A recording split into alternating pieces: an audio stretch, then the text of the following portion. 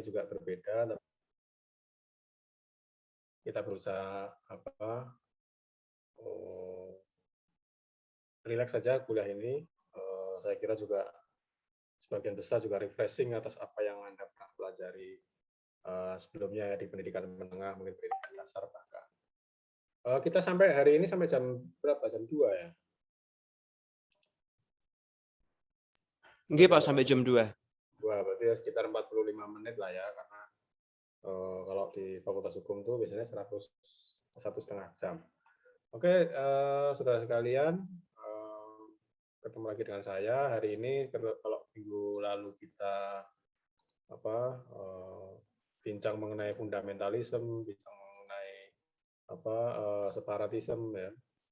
Hari ini kita akan ngobrol soal soal demokrasi. Nah, demokrasi ini topik yang sangat luas, saya kira. Di antara saya kira semua mahasiswa sudah tahu lah ya. Nah, maaf kalau nanti ada suara-suara karena ini di sebelah itu ada proyek bangunan gitu ya, agak mengganggu. Nah, saudara sekalian, demokrasi itu saya kira menjadi bagian dari sehari-hari, istilah yang sudah begitu sering kita dengar mungkin sejak kita mengerti apa itu makna demokrasi sendiri ya. Di dalam kehidupan bernegara maupun kehidupan masyarakat itu kita suka dengar. Bahkan di dalam kehidupan rumah ya, kelompok sosial paling kecil. Anda bisa bilang misalnya di rumah saya itu atau keluarga saya itu demokratis, ya, ibu bapak saya, papa mama saya nggak pernah maksain apa yang menjadi keinginan mereka, anak-anaknya didengar, atau sebaliknya, gitu ya. Di rumah nggak demokratis, apa maunya bapaknya, apa maunya ibunya dan sebagainya, ya kan. Kemudian kita juga sering mendengar di pergaulan sosial, ya pergaulan sosial itu pergaulan masyarakat, ya. Pemilihan ketua RT ya. Demokratis. Kemudian kalau Anda semua juga pernah ikut organisasi mahasiswa, itu juga atau kelompok-kelompok mahasiswa atau waktu di SMA dulu juga demikian. Atau dalam hal yang sederhana, misalnya kita milih siapa yang menjadi ketua regu, siapa yang milih ketua kelompok dan sebagainya, itu kata demokrasi digunakan. Nah, demokrasi dalam hal itu sebetulnya sudah memang merujuk pada makna etimologisnya. Etimologis itu asal kata lah ya. Kalau kita bicara demokrasi, maka etimologinya memang demos dan kratos, atau kalau beberapa literatur juga bicara demos dan kratein. Ya. Demos itu apa sih? People. People itu ya orang banyak ya. Yang kalau dalam Inggris itu kan dia sudah mengindikasikan bahwa dia itu lebih dari satu ya. Kalau satu orang itu kan person ya, people itu orang banyak, kratos itu adalah rule, aturan atau kekuasaan gitu. Jadi mudahnya atau singkatnya demokrasi adalah bagaimana suatu sistem di mana orang banyak itulah yang menentukan, yang memerintah, menentukan itu dalam arti keputusan-keputusan yang akan diambil untuk orang banyak itu ditentukan oleh orang banyak. Nah, yang kita bicarakan sekarang ini tentu saja demokrasi dalam konteks kewarganegaraan ya, kehidupan bernegara. Karena kan ada state negara, ada society. Kita nggak bicara society hari ini. Kita nggak bicara demokrasi di rumah, kita nggak bicara demokrasi dalam pacaran atau di dalam lingkungan RT dan lain-lain, tapi kita bicara demokrasi di dalam kehidupan bernegara. Nah, negara itu sendiri adalah organisasi ya, organisasi yang ada di dalam masyarakat ya. Dia bukan kelompok sosial, bukan kelompok masyarakat, tapi dia ada di masyarakat dan dia memang suatu sistem ketertiban, suatu sistem perintah. Gitu. Setiap kita ini kan lahir ya, itu sudah dalam keadaan bernegara ya. Ya kan? Ketika kita lahir itu sudah ada aparat-aparat negara, sudah ada hukum negara. Saudara lahir dicatatkan di catatan sipil, ya, saudara punya apa hak atas nyawa saudara, ya, badan kehormatan dan sebagainya dilindungi oleh hukum negara dan sebagainya. Nah, kita sedang bicarakan demokrasi dalam maknanya dalam kehidupan bernegara. Demos kratein atau demos kratos, kekuasaan orang banyak. Apakah ada kekuasaan yang enggak orang banyak? Ya, saya kira saudara juga tahu lah jawabannya. Ada kekuasaan yang berada di dalam satu orang, yang berpuncak pada satu orang. Itu biasanya dalam bentuk kerajaan monarki. Ya, monarki yang absolut. Artinya yang berkuasa itu hanya raja.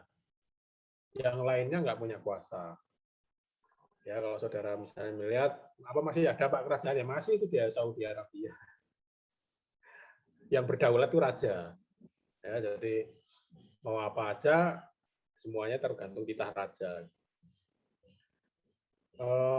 Ada juga yang misalnya bagaimana kekuasaan itu dipegang oleh segelintir orang, ya, a few people. Itu bisa disebut aristokrasi misalnya. Sedikit orang, ya, few people aja yang memerintah. Nah, demokrasi itu banyak orang. Kekuasaan di mana kedaulatan tertinggi berada di tangan orang banyak. Nah, di dalam bahasa Indonesia padanan katanya itu adalah kedaulatan rakyat. Ya, rakyat yang berdaulat. Daulat itu sebenarnya serapan dari bahasa Melayu kali ya. Daulah gitu. Jadi highest power itu ada di rakyat. Nah, saudara, kalau kita bicara dalam konteks Indonesia dan kita berbincang dalam konteks Indonesia, demokrasi itu bukan sesuatu yang dalam kehidupan bernegara, ya, itu bukan sesuatu yang sejak lama sekali dijalani oleh bangsa ini dalam bernegara. Saya kira saudara juga sekali lagi sudah tahu, ya, kita itu pernah hidup dalam alam-alam kerajaan, dengan Pajajaran, ada Keraton Cirebon, ada apalagi Surakarta, Yogyakarta, Kutai Kertanegara, Sriwijaya dan lain-lain.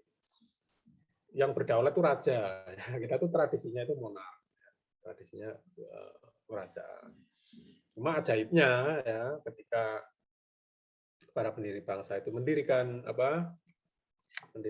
Republik ini tahun 1945, ketika mendesain aturan-aturan dasarnya, itu aspirasi demokrasi itu mengemuka. Rakyatlah yang berkuasa, gitu. Ya, memang ada founding fathers lah katakanlah, ya, para pendiri bangsa, pendiri Republik ini, ya, founding fathers dan founding mothers lah katakanlah. Perempuan juga turut ambil bagian dalam itu. Itu tidak memilih negara monarki misalnya. Tidak misalnya mengangkat Soekarno jadi raja, ya, kemudian ada patih, kenapa nggak gitu? Ya, pernahkah saudara mikir gitu? Kenapa para desainer Republik ini itu memilih demokrasi? Ya, saat itu ya tentu saja para tokoh itu percaya bahwa inilah yang paling baik. Demokrasi di mana rakyatlah yang berkuasa, bukan sekelompok orang, bukan satu orang. Sehingga nanti kita akan melihat, ya, bagaimana demokrasi di Indonesia itu dirumuskan di dalam undang-undang. Nah, saya masih bicara secara demokrasi. Kalau yang kita lihat sekarang ini dalam ketatanegaraan Indonesia, kita adalah negara demokrasi. Tapi kalau kita melihat dalam kesejarahannya, sebetulnya initially di awal-awalnya demokrasi itu adalah demokrasi langsung, ya. Mungkin saudara juga pernah diajari juga bagaimana kekuasaan demokrasi ini pernah hidup di ancient Greek, ya, atau Yunani kuno. Nah, di sana itu seperti Anda mungkin pernah belajar, dikenal adanya city-state, cities, ya, kota, atau di dalam istilahnya itu adalah polis, polis, gitu. Negara-negara kota memang saat itu, dan rakyat itu mengatur dirinya sendiri. Nah, karena wilayahnya kecil, memang relatif small, maka demokrasi langsung memang doable, bisa dilakukan, bisa dijalankan. Itu di Yunani lah, di ancient Greek. Walaupun begitu, saudara, ya, sebetulnya saat itu pun ada kritik, ada keberatan, atau enggak semua orang setuju dengan demokrasi. Kalau saudara pernah mendengar nama Socrates ya, Socrates itu dia termasuk tidak favor atau tidak memilih demokrasi dan mengatakan demokrasi itu buruk lah, karena demokrasi itu mensyaratkan orang untuk memilih ya, vote. Padahal nggak semua orang itu cakap atau bisa untuk voting untuk memengaruhi kebijakan publik. Ini bisa dimaklumi karena Socrates itu pintarnya di atas rata-rata lah ya. Socrates itu kan filosofer, dia mikir gitu. Ya, setiap tindakannya itu berdasarkan pemikiran filosofis gitu yang mungkin berbeda dari kita ini yang awam. Gitu. Sehingga kalau negara itu ditentukan kanan kiri atas bawahnya oleh semata-mata popular opinion, kehendak publik yang umum itu, apalagi publiknya dalam konteks di mana Socrates pernah hidup itu ya pastilah ya mungkin uneducated ya, illiterate yang tidak terdidik gitulah ya, itu pasti bisa diasumsikan keputusan-keputusan yang diambil juga akan tidak membawa kebaikan. Itulah mengapa Socrates dulu itu menolak demokrasi. Kalau kata Socrates sih, negara yang paling bagus tuh kalau dipimpin oleh filosofer, oleh para filsuf. Filosof itu kan filosofia ya, philo itu cinta, senang, gemar. Sophia itu wisdom ya, mereka yang orang-orang yang gemar akan mencintai kebijaksanaan. Tapi ini sekedar gambaran bahwa demokrasi itu tidak selalu kemudian sesuatu yang dipilih atau disukai oleh semua pemikir negara. Nah, demokrasi langsung kalau kita bicara sejarahnya, nowadays ya, hari-hari sekarang ini di modern times itu sepertinya nggak lagi dijumpai ya, nggak ada lagi. Ya. Ketika dia lahir pertama kali di ancient Greek di Yunani, dia kan negaranya kok polis, bentuknya negara kecil, kota-kota kecil. Jadi masih bisa dijalankan. Nah, sekarang misalnya dalam konteks Indonesia aja misalnya, atau India ya, dengan geografi yang sangat luas ya, jumlah penduduk yang sangat besar, apalagi Indonesia itu sangat unik ya, archipelago, negara kepulauan ya. Kita itu unik loh ya, banyak ribuan pulau ya, sementara ada juga negara yang pantai aja nggak punya. Gitu. Itu akan sangat-sangat mungkin mustahil lah untuk menyelenggarakan pemerintahan secara demokrasi langsung. Nah, sehingga kalau kita bicara demokrasi dalam kehidupan bernegara, bagaimana rakyat memerintah katakanlah begitu, itu kalau sekarang ya pastilah demokrasi perwakilan ya. Demokrasi perwakilan, artinya rakyat itu mewakilkan aspirasinya pada mereka yang menduduki jabatan publik. Nah, as a consequence ya, karena kita mewakilkan, ya pasti kita mesti memilih dulu siapa yang mesti diwakili. Sekaligus kita akan bicara atau kita memasuki pembicaraan ada pemilihan. Kenapa sih harus dipilih? Ya, saudara. Ya, jawabannya sederhana banget ya. Karena kalau nggak dipilih mau bagaimana lagi? Nggak bisa di lotre. Satu. Kedua, demokrasi itu memang ya dipilih itu memang satu-satunya jalan dan memang repot. Lain dengan kalau monarki ya, kira-kira pewarisan kekuasaannya dengan cara apa itu? Ada yang mau jawab? Monarki kira-kira gimana tuh? Saya kalau mau ngopi boleh loh ya, aku ngopi. Dalam negara-negara kekerajaan tuh gimana tuh pergantian? Pergantian kekuasaannya gimana? Ada yang nyoba jawab? Garis keturunannya, Pak. Garis apa? Keturunan. Saudara. Ya, keturunan atau kalau Dikaitkan sama kedokteran genetik kali. Turunan, betul. Atau mungkin lebih detailnya anaknya ya, putra mahkota atau selain keturunan gimana? Ada nggak?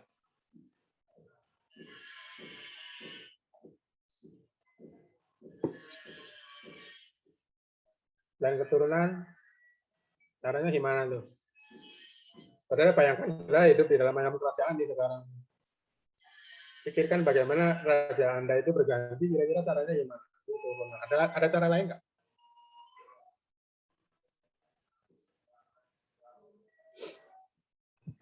Izin untuk berpendapat, Pak. Ya. Menurut saya lewat pemerintahan kerajaan itu sendiri.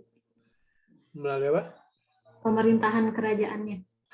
Iya, maksudnya caranya gimana? Maksudnya kalau misalnya aku raja nih, aku sudah tua, atau tiba-tiba mati. Nah, gimana yang menggantikan saya itu caranya gimana untuk bisa mengisi pos? Tadi kan dibilang keturunan, oke ya, anak-anak saya jadi raja, gitu kan. Selain itu ada nggak cara lain di dalam kerajaan? Enggak.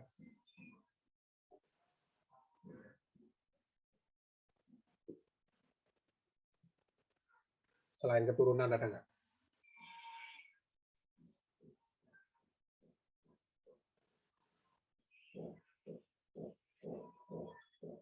Ayo.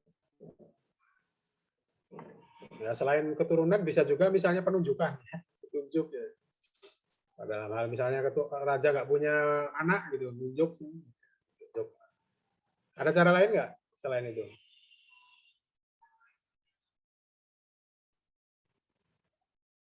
Saudara pernah dengar ini nggak?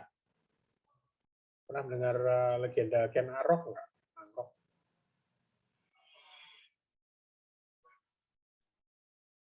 Atau sebenarnya di dalam banyak film dan yang settingnya kerajaan, saudara pernah melihat nggak bagaimana raja itu dibunuh, diserang, dikalahkan, ya nggak? Jabatan publiknya bisa juga gladi dengan cara yang berdarah, revolusi. Kalau Anda mau jadi raja, Anda ya harus mungkin mengalahkan si raja itu, ya melalui cara kudeta, melalui cara menjebak, meracun dan sebagainya. Nah, semua cara-cara seperti itu nggak bisa di dalam demokrasi. Ya. Nggak bisa lagi kita itu berdasarkan keturunan. Ini Jokowi misalnya, anaknya akan jadi presiden, nggak bisa begitu.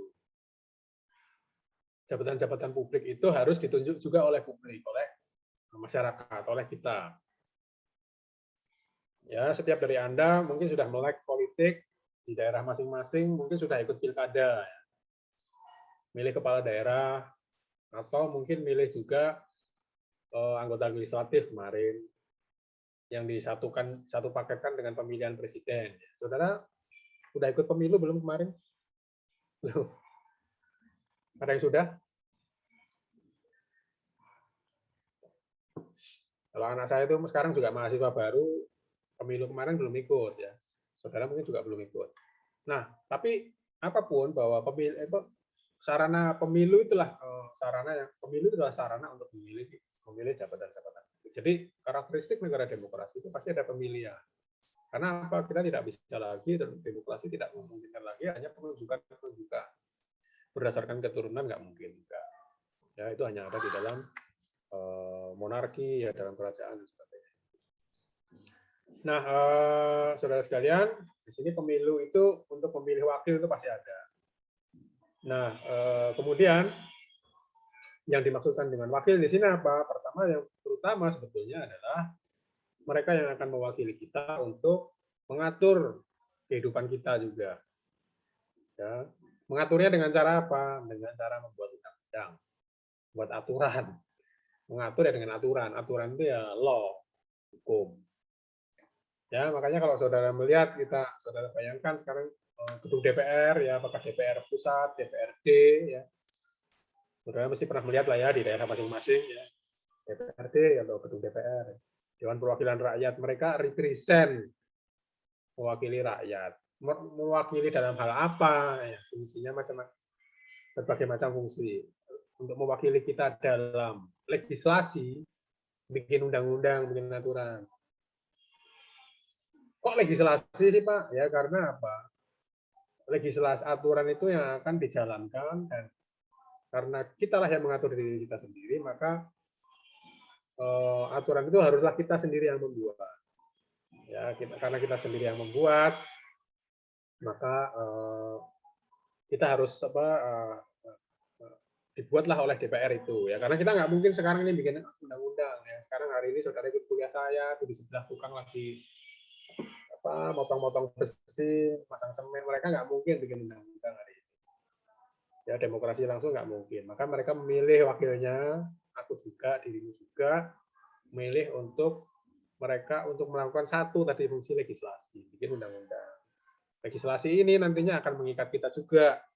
Legislasi siapa Pak? Ya, contohnya banyak, undang-undang lalu lintas, undang-undang kesehatan, undang-undang karantina yang sekarang saudara juga mungkin dekat dengan itu ya, undang-undang mengenai tenaga kesehatan mungkin ya, nakes, dan seterusnya dan seterusnya. Nah, selain fungsi mewakili kita dalam membuat aturan, juga mewakili kita dalam mengawasi pemerintah. Ya, pemerintah itu kalau di dalam konteks Indonesia adalah presiden. Presiden itu kan bekerja untuk kita, dia itu government. Kalau di dalam kosakata ketatanegaraan Amerika itu administration. Ya. Nah, government ya kalau dalam konteks hari ini kita punya pemerintahan Joko Widodo. Joko Widodo itu dia bekerja sesuai dengan undang-undang, dengan kata lain sesuai dengan maunya rakyat.